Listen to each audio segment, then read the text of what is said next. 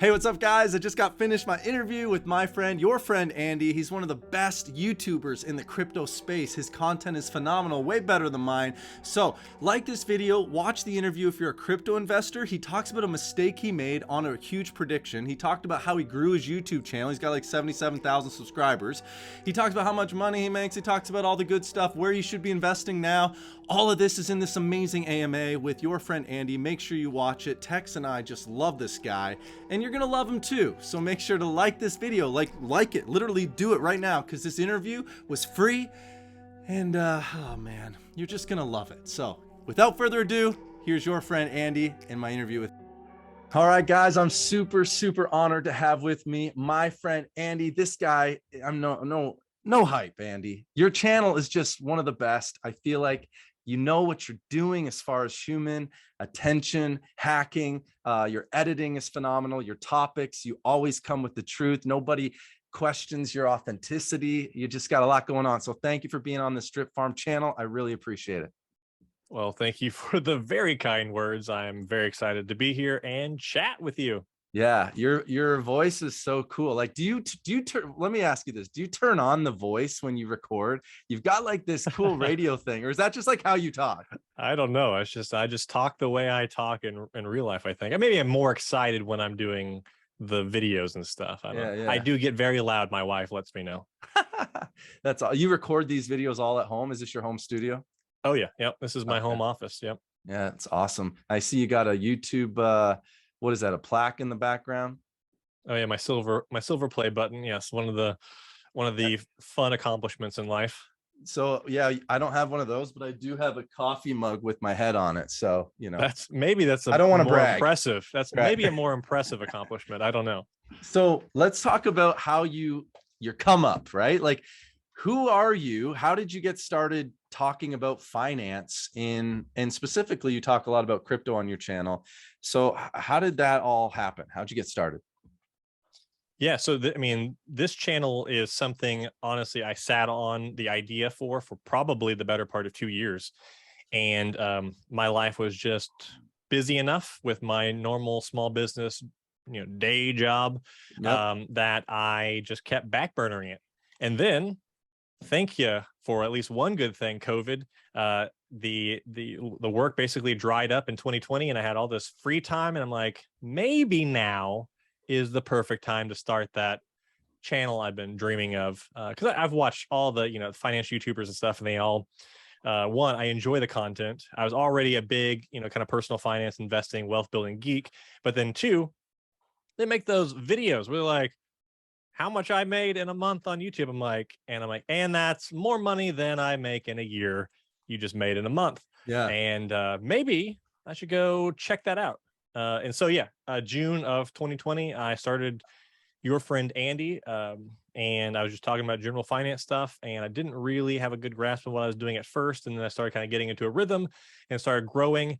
And then again, thought at the back of my head, wasn't fully listening to it, which was, why aren't you talking about the thing you care the most about in finance, which is crypto? And I think my biggest fear was just what's happening right now, which is one day it's not going to be a bull market anymore. One day it's going to be a bear market. And I've already done a crypto winter. I've done a crypto bear market. I've seen what happens to YouTube channels who talk about crypto during these times. But I was like, it's worth the risk. And so kind of October of last year, I went almost full force into crypto, and then the channel grew very rapidly, and here we are at the couple months into a bear market, and we get to see what happens next. Yeah. Now, did you have background in like filming or doing content creation? Because like your style is really unique. My style is like I sit in front of a camera and I rant, and for some reason people watch this. But for you, it's like you spend so much time. Guys, you got to subscribe to his channel, by the way, because his content, his editing, how he does his content is just, it's bar none. It's got to be one of the best in the DeFi or crypto space, if not finance space. So check his stuff out. I'll have the link in the description. But how did you choose your style? Like, did it just come naturally, or is this something, are you a secret psychologist who just knows how to human attention hack? I mean, a lot of that it's just iteration. It's like I knew so the play button behind me, that's from another channel I have. I learned some of the ropes on on YouTube, and I learned a little bit of how to work the system to a degree. And then I tried to apply some of that or most of that if I could to this channel. And then combine that with my background in video and I mean, my small business. I'm a photographer. That's what I do. So using cameras and stuff is pretty natural. And then it all just kind of came together. And then I just iterated and said, I'm very aggressive in rewatching my own videos Huh. and then making a long list of what I think I did poorly and what I can improve upon, and then doubling down on the things I think are working. Wow. So And I think you'll watch your own content. Like I hate watching myself because I'm such an idiot, but but you're well, like critiquing yourself. And so I watch much older content of mine and I cringe and I'm like, I hate this. yeah, yeah. But more of my new stuff, I still cringe and I'm like, what am I doing here? But more often than not, I enjoy it. And I've talked to other YouTubers and they say the same thing, that they noticed a turning point when they actually started enjoying watching their own content. Wow. So yeah, so for whatever that's worth, I don't know if that's worth anything, but yeah, I just kept iterating at it until me watching myself was palatable enough that I figured other people wouldn't mind watching Yeah. it too. But no, the whole thing, it's like every video is a new opportunity. If you want to get started on YouTube and you're not able to be self-critical and change and pivot and constantly explore and experiment, then you're not going to be successful, in my opinion, unless you just get all the ingredients right off the bat. But mine's definitely been iterative, and it will probably be a lot different in a year than it is right now. Right. Yeah. Well, Andy's going to talk a lot about crypto and some of his favorite projects coming up. So don't close out the video. We're not going to talk about YouTube forever, but I know a lot of people are aspiring to create content. You've watched my journey. Maybe you've watched Andy's and you're just like, how do they do it? And what's the secret sauce? And if you've noticed with Andy, he'll use a lot of humor, and it's a type of humor. And I'm curious, why do you incorporate so much humor in your videos? Why not just give the content, share the information, act like a crypto G without the humor? Because don't you look kind of silly when you add that humor? What's really going on behind that? Well, I mean, the bottom line of that is that's just who I am. I mean, dad jokes are just I'm a dad joke enthusiast. I like sarcasm. I like the deadpan stuff too, and I like the puns. Yeah, and, you're so good at that. Well, thanks. I mean, some people roll their eyes at it, and I don't blame them. But that's also why people are sticking around, Andy, is they want to watch you say another stupid dad joke. Yeah, you're winning. What I've learned is anything you can do that is, at least in my opinion, anything you can do that is authentically true to your personality on the platform. You know, I toss in a Dragon Ball Z joke, or I talk about Star Trek, or I talk about, whatever weird little thing is in my life that I enjoy, that I know that like six people out there are going to enjoy.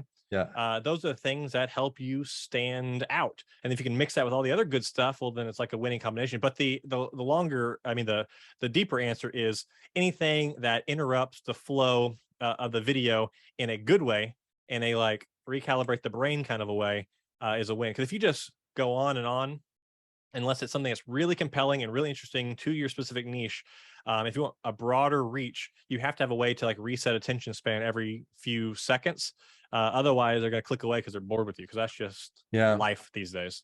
Yeah, I remember in the 90s, I saw an interview about MTV, and they talked about how the best music videos, they cut scenes every less than 3 seconds. There's a new scene, and there's the human brain and especially now in the day and age in social media, TikTok, where we're just swiping left, swipe right, moving up and down. Like you do a great job of maintaining and understanding the audience, understanding the changes in media, and being able to communicate. So anyways, enough about that crap. All right. So people are here for the crypto. What's Andy doing? He's in a bear market. Are you just happy because you probably are a millionaire? You're doing fine financially. What does a good, smart investor do right now in a bear market? What are you doing?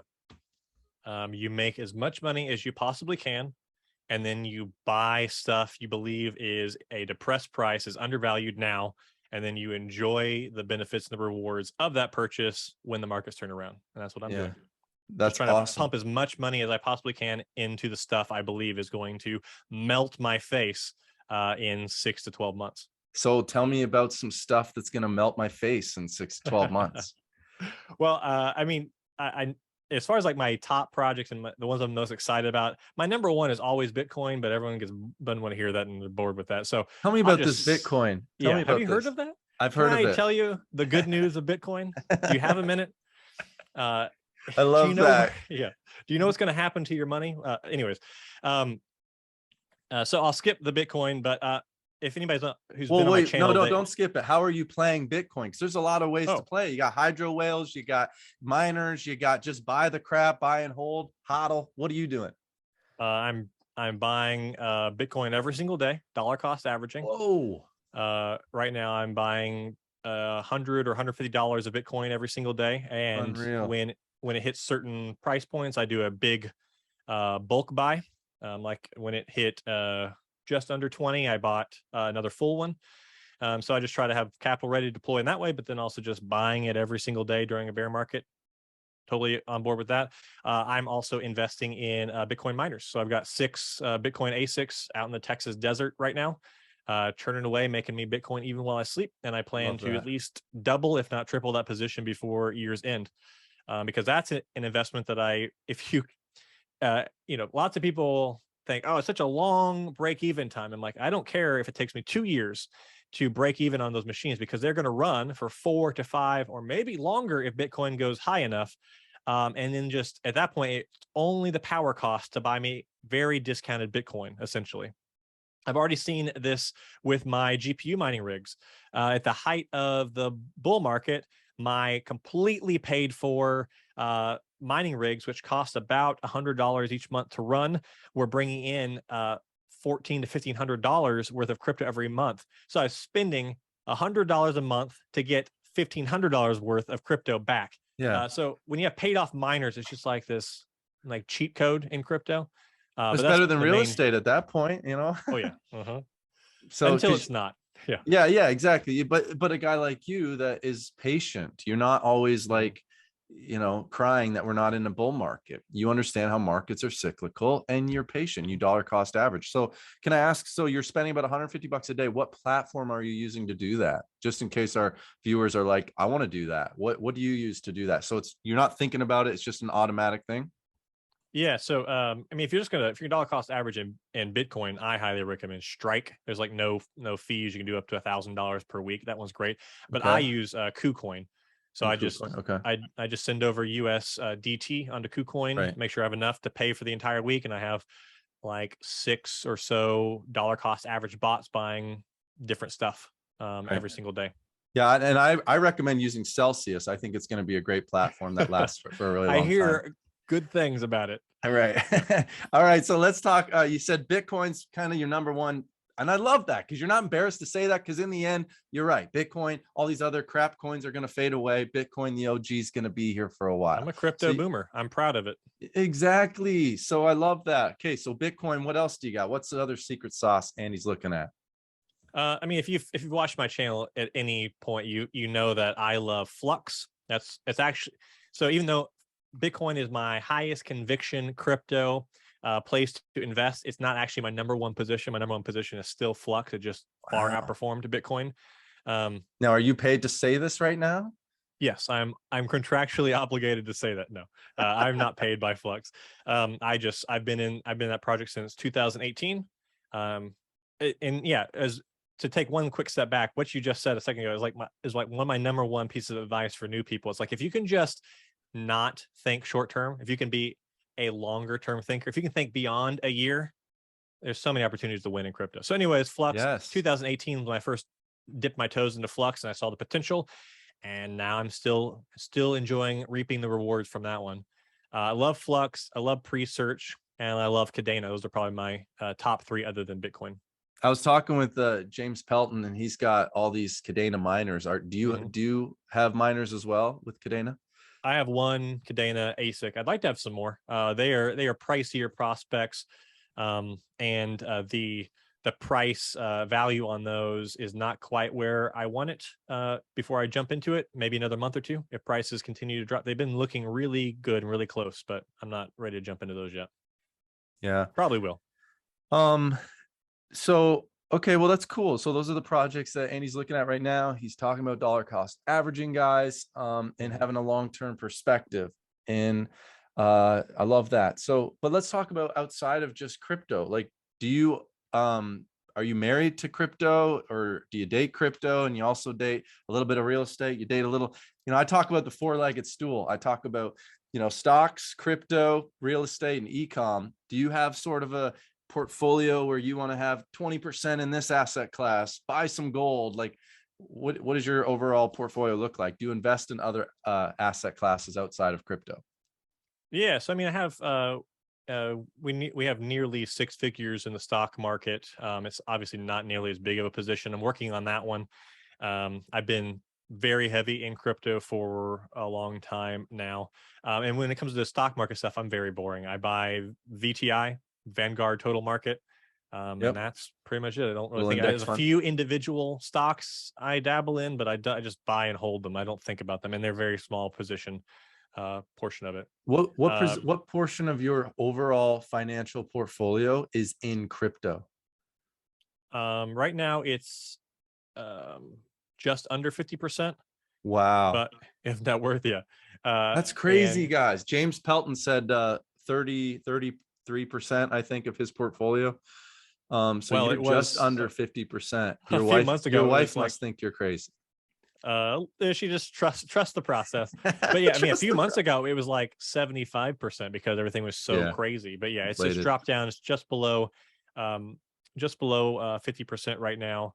And then the stocks and stuff, and then I real estate is something I want to jump into, but I haven't really. We have the primary residence, which I do believe counts towards net worth, and then we have an Airbnb in the backyard, um, and we want to expand that. Next year, we're gonna get another house, turn our current main house into another Airbnb on the same lot, and then hopefully get some more houses or some other types of property, maybe some more short term stuff. Yeah. Um, So but beyond that, it's just like, oh, go ahead. you're not just married to crypto, and that's, I think, smart investors, no matter how bullish you are on and anything, like you have a diversified mindset, you know? I'm extraordinarily bullish on it. I believe it's a once in a lifetime opportunity. I think it's crazy to not have exposure to it, but I'm also realistic in that I am not going all in on it, even though compared to some people, I'm kind of all in on it. Yeah. Yeah, so I have a realistic point of view about it for sure. What are your thoughts on like future regulation? Like, you saw, I love your video on um Terra Luna, and like, Mm.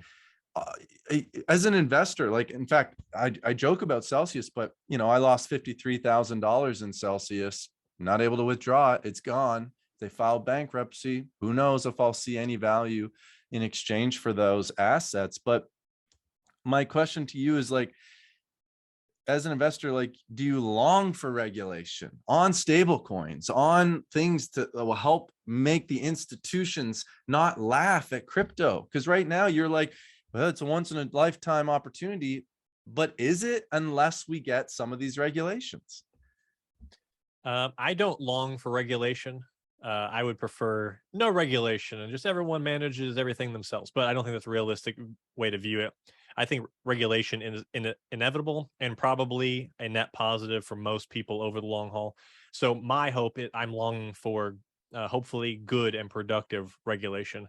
Regulation is coming whether we want it or not. So I just hope it's going to be um, good for everybody. Some of the stuff that has been proposed, the last big crypto bill that was proposed was more positive in my opinion when I kind of read through it than the negative. So I think there's potential we could have some really positive action there. But I don't know. We just need a couple more Voyagers, a couple more Celsius, a couple more Lunas, and then maybe things get nasty when it comes to all that stuff. I don't know. And yeah, sorry to hear about Celsius. I had about 51,000 UST when all that happened. So same boat. Yeah. Respect. Uh-huh. Yeah. We're taking our L's for the team Uh-huh. here. You got to. So Andy, what's your prediction? When when are we gonna have Bitcoin 100,000? No, just kidding. By the way, every YouTuber that predicted the price of Bitcoin has been so wrong. So I don't want Oh to yeah. ask Andy when, but I do want to ask you kind of a macro question of, like, when do you foresee the next enthusiastic wave, the bull run coming back where people are more risk on environment? When is that going to happen? Because I need to know when, Lambo.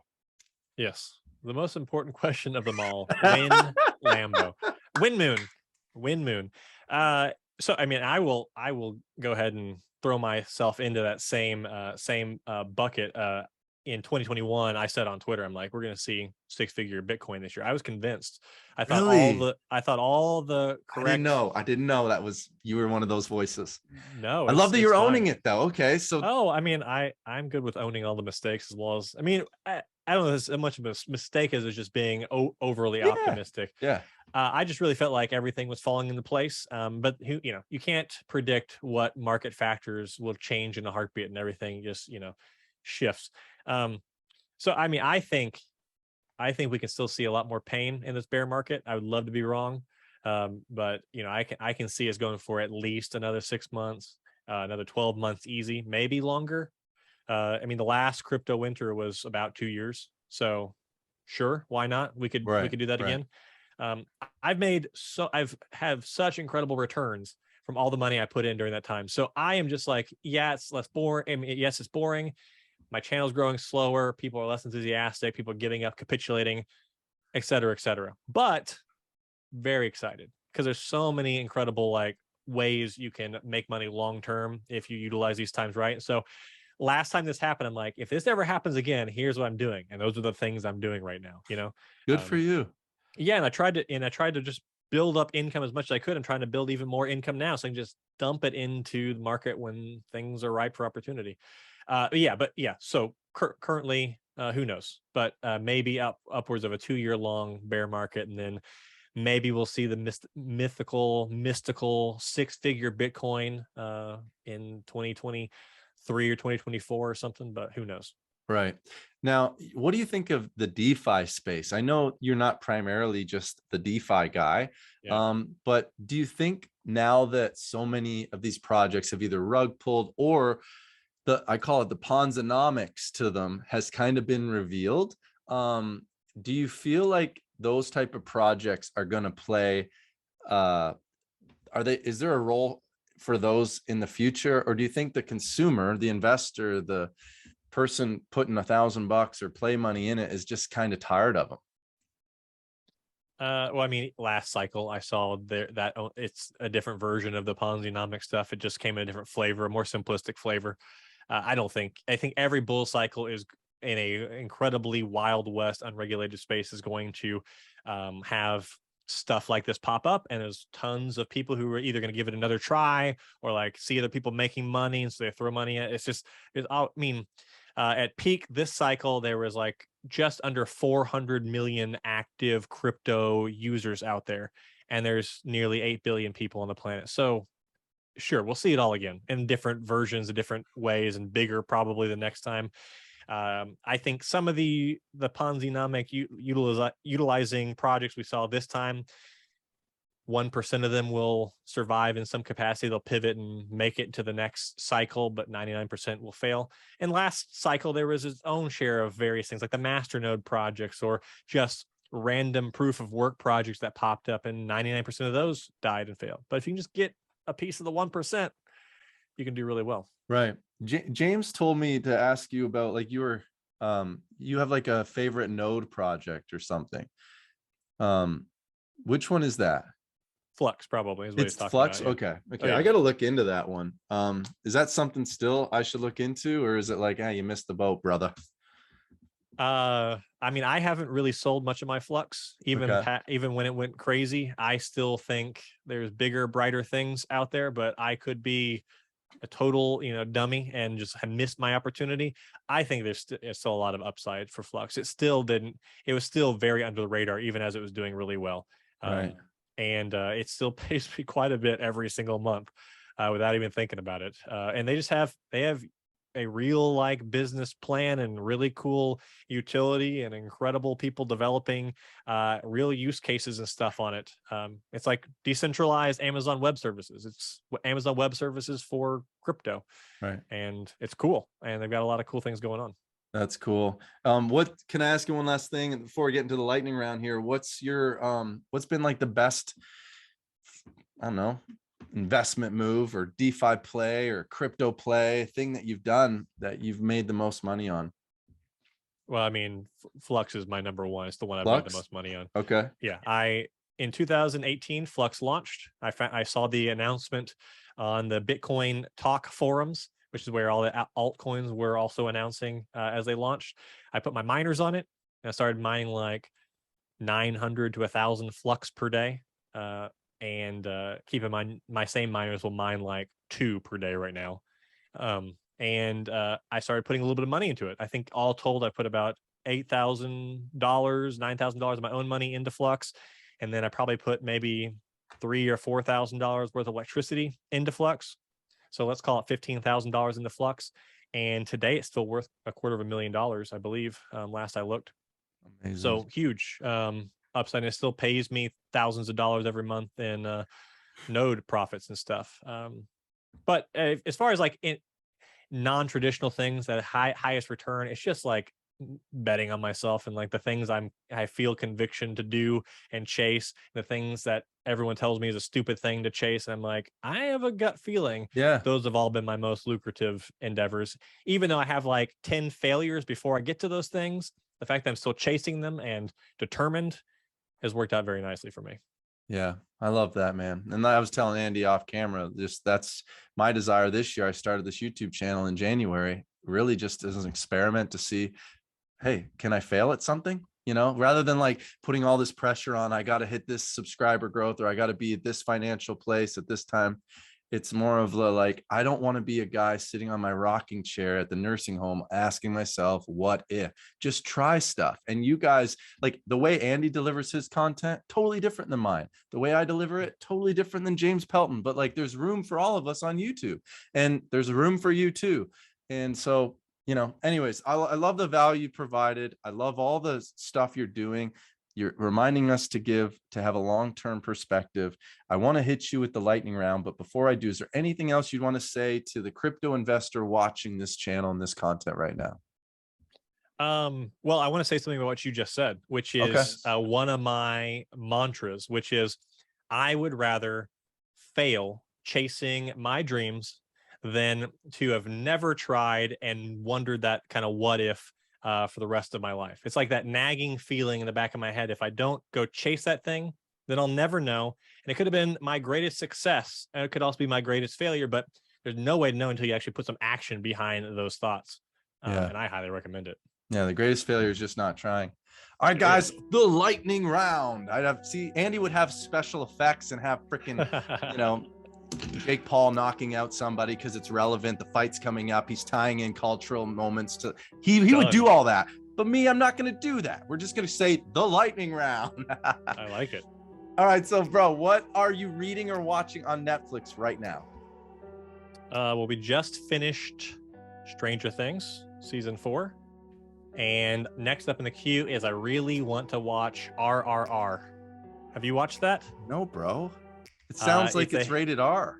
It's a Hindi movie. It's an Indian film. It's not in English, but it's a 3-hour-long epic. No, and you gotta watch the trailers. Everyone's raving about how incredible it is. It's not in English. I'm not interested. Oh, you gotta give subtitles a chance. All right. It looks incredible. Hey, let me sell you on it real quick. Okay. There's a scene where a man throws a leopard at another man. Why would you not? Yeah. You gotta watch it now. All right, number 2. What is your favorite all-time movie? Either Ferris Bueller's Day Off or polar opposite Jaws. Love it. Number 3. What do you, my friend Andy, order on his pizza? If it's a really good pizza, I love just getting a classic pepperoni, but a supreme. I mean, I don't know. I like all things on pizza. I just like food. Yeah, is that what's your favorite? Favorite meal you've ever had? Well, me and my wife. Your wife is watching this. Besides her cooking. Well, we don't really cook. Okay. Me and my wife were in Barcelona, and we found this little hole in the wall, kind of off the beaten path restaurant, and they had this incredible risotto with this incredible sangria, and we still think about that meal. Oh, bro, I love that. Barcelona. All right, leads me to the next question. What's the most romantic thing you've done for your wife? I mean, there's lots of probably little things over the years. I would say maybe when I originally proposed, probably the year or the 9 months leading up to when I proposed, I kind of secretly had friends and family film like us hanging out, interacting, and going and we were on trips and stuff, and then I put it all together in this like movie of our relationship. Oh my gosh, and that's so romantic. That's part of how I proposed. This is my dog. What a cute puppy. What's your dog's name? His name is Tex. Oh, I love that. He's looking up. Down, bud. Okay. Do you have any pets, by the way? 2 dogs, 2 cats. Yeah. Oh, nice. Full house of animals. I love that. Here we go. Everybody wants to know this. What's the most money Andy has made in a day? I mean, it's like money I made in a day, but then now I've since, lost. I guess I didn't actually cash it out, but I mean, when crypto was going crazy, there was like a day where there's like $300,000 in a day. What the? Yeah. Bro, nobody can relate to you. Your sub count's going down now. Number 7, what kind of car does Andy drive? And the polar opposite of the answer I just gave, because it's incredibly unsexy, I drive a Toyota Prius. Oh my gosh, this guy's driving have you not heard of Tesla? So I used to drive cooler cars. I used to have WRXs. I had multiple WRXs, Subarus, and I had fast cars, and they were fun. I actually sold my last one to help buy our Airbnb, and so I'm just driving the paid-off Toyota for now. But the car I want, and maybe in the next couple of years I'll stop investing as much and I'll spend money on it. But I want a Rivian. Bro, oh yeah, bro. You know their headquarters is like right near me. My friend works for Rivian, but it's funny. I just sold. I had a Camaro ZL1, like the 650 horsepower, all that, and everybody's like, "What are you buying next?" And I'm like, you and James said the same thing. It's like, I don't want to buy another car. I want to buy the dip. I want to go buy Tesla stock, wait for it to double in a year probably when Cybertruck comes out and the risk on environment returns. All this talk about inflation is gone. It's going to probably hit another all-time high, which is a double. Oh, yeah. Then I'll cash out, and then I can either buy the brand new Corvette Z06 or buy a Tesla, Cybertruck, who knows, Right now in the United States, the average car payment is $700 per month. That's not sustainable. And so if you're somebody who says I deserve this, and you buy yourself that car, and that's most of your money that you could be investing, well, it's just like you're gonna have to retire when you're 60 or 65, and if you want to get those goals sooner, well, you gotta make that sacrifice, and then if you do well, buy yourself that cool car a little bit later. It's like delayed gratification. Yeah. Love it, man. Well, this has been awesome. Hopefully you guys have enjoyed this. If you do, please like this video so it communicates to Andy that he didn't waste his time with me today. Also, make sure you guys subscribe to his YouTube channel. Why wouldn't you? It's literally the best, and it's easy. It's free. Also, Andy, tell them about what you got going on if people want to get to know you a little bit more personable and ask you more questions, be in your little community. By the way, there's no affiliate with Andy. I'm not getting paid for this. Andy, plug your stuff. I appreciate all this. This was a lot of fun. Thank you for having me. Subscribe to me on YouTube. I'm very active on Twitter, so follow me there. But yeah, if you want to chat with me and see the things I'm buying as I buy them, or see exclusive live streams, or see all kinds of other exclusive content stuff, you should consider joining Sleep Money Club, zzzmoneyclub.com. I'm in there every day chatting, answering questions, sharing all kinds of cool crypto stuff. It's my private community. I started with my good friend, the Decade Investor, and there's a bunch of other YouTubers in there, including James Pelton. And hey, maybe we should talk about that. Maybe you should come in there too. We'll see. I don't feel worthy, but thank you for the possible invite. No, thanks, Andy. I really appreciate it. Guys, please like the stupid video. Make sure you subscribe to my stupid channel, and have a stupid, awesome rest of your day. God bless you guys. See you soon. Take me back to a day when we weren't alone. Take me back to an age when the world felt small. Way back before we blew it all. Take me back to a place where I felt at home. Take me back to a day when we weren't alone. Take me back to an age when the world felt small. Way back before we blew it all. Too many things going on, I can't get keep track of them all. From people dropping a bomb to people putting up walls, I feel like life is on hold.